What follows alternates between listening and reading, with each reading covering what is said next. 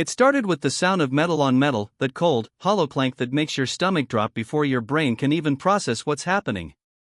I remember standing by the window, coffee cooling in my hand, watching three men in orange vests climb my roof like ants on a mission.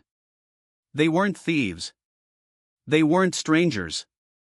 They were hired by my own neighborhood's HOA, people I once waved to on sunny afternoons. And as the sun reflected off the panels they came to rip from my roof, I felt something break inside me. Not just anger. Betrayal. The kind that makes you whisper to yourself, so this is how it ends. Welcome back to my channel. I moved to Willow Creek for peace. After years of city chaos, I thought I'd finally found somewhere that made sense, a quiet cul-de-sac with manicured lawns, polite neighbors, and the illusion of freedom. The house was simple, but it was mine. Every nail, every paint stroke carried pieces of my story. When I installed solar panels, I wasn't trying to make a statement. I just wanted independence, to know that the light in my home came from something I built. The sun was free, powerful, honest. Unlike most people I'd met in that neighborhood. The HOA approved the installation at first, their signatures stamped and filed. But peace doesn't last where envy grows. It began with whispers at the mailbox. Comments about how my panels didn't fit the aesthetic, how they reflected too much glare. One even said they made the neighborhood look industrial. I smiled through it, thinking it was harmless noise. But behind closed doors, a complaint was filed. Then another. I received letters with words wrapped in politeness but sharp with warning: violation, non-compliance, mandatory removal.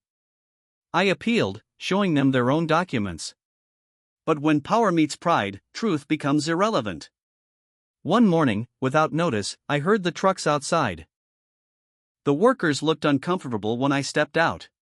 One of them, a young guy with tired eyes, tried to explain that they were just following orders.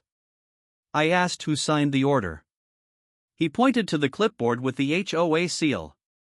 My own community. My own neighbors. I stood there in silence, watching months of effort get unscrewed, stripped, and loaded into the back of a truck. It wasn't just about energy. It was about control. They wanted to remind me that in their world, independence was a threat. That night, my house sat in the dark. Not because I didn't have power, I chose not to turn it on. I sat by candlelight, thinking about how far people would go to feel superior. I remembered the last HOA meeting I attended, the smug looks, the fake smiles, the way they laughed when I spoke about sustainability. They didn't want solutions. They wanted saneness. And I realized something brutal: conformity is their comfort zone. Anything that shines too bright makes them squint. Weeks passed. I waited for an apology that never came. Instead, I got an invoice, a fine for unauthorized modifications and labor costs incurred. I laughed out loud when I read it. They destroyed my property, and now they wanted me to pay for it. I could have gone to court. I could have filed complaints. But sometimes, the best revenge isn't loud. It's quiet. It's patient. It's poetic. See, when they removed my panels, they didn't realize how my system was integrated. My house wasn't just solar-powered, it was connected to a small grid I designed for potential expansion. I'd spent years working in energy management, building microgrid systems that could power communities efficiently. I knew every wire, every circuit that ran beneath Willow Creek. The HOA loved to brag about their green initiative, powered by a local grid management system, the same one I'd helped design before I moved there. So I waited for the right moment, not out of spite, but out of lesson. One evening, a storm was forecasted. I knew the grid would be under strain. And I knew exactly where their control system was vulnerable. I accessed it not to destroy, but to disconnect. For one night, the neighborhood that prided itself on power went dark. No lights. No Wi-Fi. No air conditioning humming in the background. Just silence and stars. The same stars I used to admire while people panicked. Flashlights flickered through windows, generators sputtered, complaints echoed through the streets. Phones lit up as board members texted each other, trying to blame the power company. I sat on my porch, sipping tea, watching them taste helplessness for the first time. It wasn't chaos. It was clarity. When the HOA president drove by in his electric SUV, honking and cursing, I met his eyes. He didn't recognize the calm on my face, the peace of a man who no longer needed their approval. By morning, power returned. They never found the cause. Official reports blamed it on grid synchronization failure. I never confirmed or denied anything. But the next week, a letter appeared in my mailbox. This time, it wasn't a threat.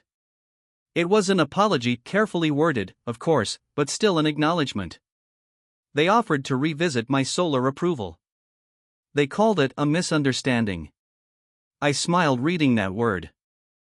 Misunderstanding, as if my independence was a language they'd never learned.